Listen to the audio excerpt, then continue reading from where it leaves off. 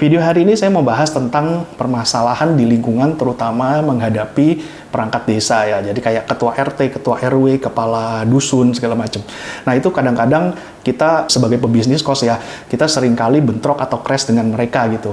Nah di sini saya akan coba gali dan sharing pengalaman saya selama 11 tahun ini usaha kos. Kira-kira permasalahan itu munculnya seperti apa ya, penyebabnya apa, dan bagaimana cara untuk menanggulanginya. Silakan teman-teman simak videonya sampai selesai.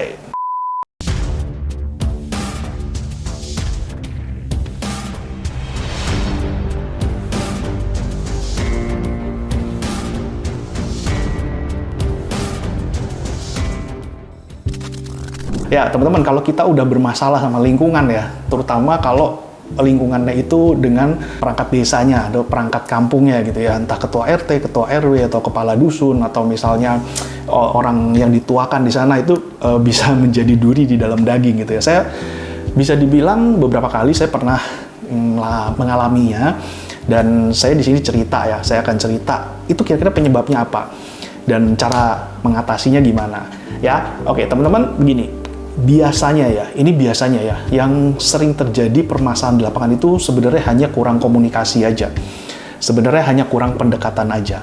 Kita sebagai orang yang mau berusaha ya, kita mau berbisnis di suatu daerah, itu kan memang harusnya secara dalam tanda kutip tata krama, secara etika, itu kan kita harus, kalau bahasa Jawanya kulo nuwun ya, kita harus izin, kita harus permisi dulu.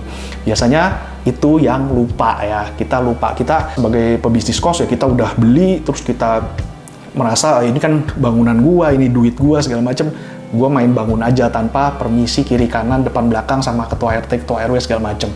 Itu yang biasanya menjadi titik awal mula terjadinya permasalahan ya. Jadi kita tuh kesannya, ini orang nggak sopan banget sih, orang mau bangun. Namanya kita bangun itu kan pasti mengganggu ya. Mengganggu itu bisa berisik, bisa kotor, debu, segala macam.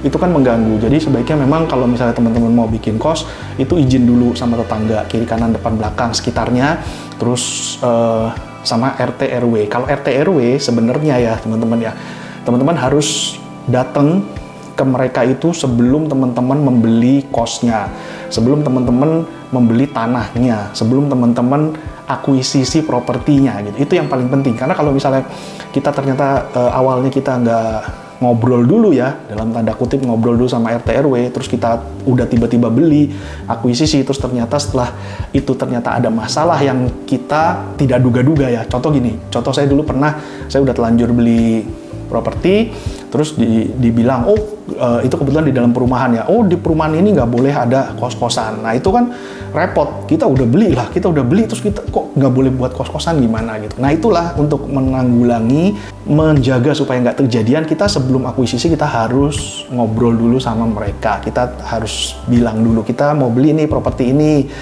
bermasalah nggak. Biasanya mereka kan tahu ya permasalahan atau cerita-cerita pemilik sebelumnya. Terus kita rencana mau bikin kos, boleh nggak?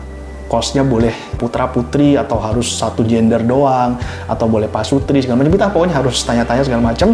Dan sebenarnya di situ kita mulai menjalin komunikasi supaya kita sama si pengurus lingkungan itu bisa dekat gitu ya, bisa hubungannya bisa baik. Nah, pas datang ya bawalah bingkisan, bukan maksudnya nyogok sih, bukan ya, tapi sebagai ini aja ya, sebagai ini loh, itikat baik kita permisi, kita bawa bingkisan, kita ya istilahnya kita merendah lah ya. Kita sebagai orang yang mau usaha, apalagi kalau kita orang baru di situ, kita merendah.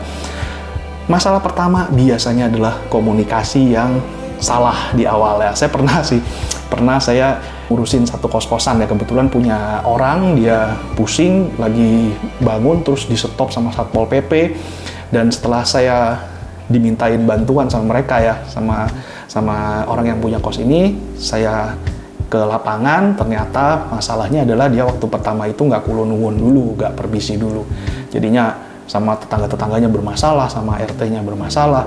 Akhirnya ada orang yang lapor ke Satpol PP supaya dihentikan, dicari-carilah kesalahannya gitu.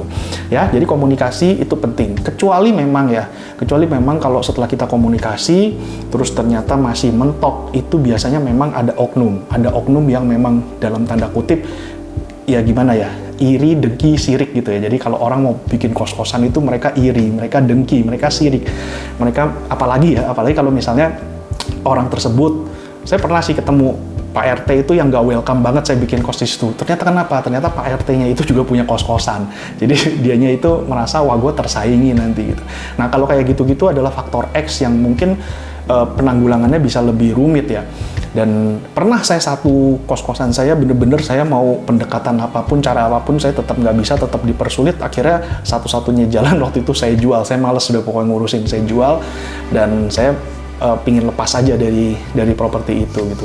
Nah, tapi ya teman-teman ya, kalau teman-teman melakukan apa yang saya sarankan tadi di awal, sebelum akuisisi harus ngobrol-ngobrol dulu sama sekitarnya, itu kejadian itu harusnya bisa diminimalkan karena kita bisa tahu bahwa kita beli di sini nanti mereka welcome atau enggak dan kita dipersulit apa enggak, itu sebenarnya kita bisa tahu gitu dari awal. Nah, biasanya ya setelah masalah komunikasi itu diselesaikan di awal, komunikasi enak, itu biasanya kedepannya nggak akan ada masalah lagi. Nah, tapi ya teman-teman ya, ini saya kasih tips ya. Jadi gimana caranya kita tarik ulur ya, kita jangan terlalu dekat juga, jangan terlalu baik juga hubungannya dengan pengurus lingkungan atau dengan masyarakat sekitar. Karena apa? Karena kalau terlalu baik juga nanti malah dalam tanda kutip kita bisa dimanfaatkan juga. Apalagi kalau memang pengurusnya itu memang nggak bener ya, jadi kayak kita jadi sapi perahan terus. Nah itu saran saya, kita pertama untuk yang datang memperkenalkan diri, terus komunikasi awal itu memang pertama awalnya kita yang datang, kita sendiri yang datang. Tapi saya selalu bilang ke mereka ya, kepada pengurus lingkungan, pada tetangga-tetangga itu saya bilang, oh ini saya di sini hanya memperkenalkan diri sebagai pemilik, tapi nanti yang mengelola atau yang ngurusin, yang tinggal di sini nanti adalah staf saya gitu, adalah manajer saya. Nah pas datang itu diajak, manajernya diajak. Jadi kalau misalnya ada masalah apa-apa, hubunginnya sama manajer saya. Karena saya nggak ngurusin, saya di luar kota, saya di luar negeri, ya terserah teman-teman alasannya apa. Ya jadi itu untuk membatasi ya, memberi batas bahwa hubungan kita sebenarnya sama mereka udah baik, tapi kita memberi batas, jangan sampai kebablasan. Jangan sampai dia dikit-dikit minta sumbangan ke kita, dikit-dikit minta bantuan ke kita, dikit-dikit apa ke kita, dikit-dikit lapor ke kita. Itu bakalan repot. Apalagi kalau kosnya banyak kayak saya itu, kan setiap hari dilaporin RT atau RW atau tetangga sekitar itu gara-gara masalah kos-kosan di situ, kan pusing saya ya. Jadi tips ya. Jadi bawa staf kita supaya nanti dia yang dikasih nomor handphonenya ke orang tersebut gitu. Jadi kalau ada apa-apa suruh hubunginnya ke dia. Nah itu akan lebih enak kita dengan mereka. Cukup misalnya setahun sekali kalau pas lebaran kita datang mengucapkan selamat lebaran. Tapi setelah itu udah hubungannya bukan dengan kita lagi, tapi hubungannya dengan si anak buah kita ya. Ya teman-teman ya, itu ya. Jadi saran saya tadi yang di depan, komunikasi itulah yang pertama. Kecuali kalau memang ketemu sama orang yang udah dalam dirinya itu memang dasarnya sirik, dengki, nggak suka dengan orang lain yang punya usaha gitu, ya itu memang agak susah gitu.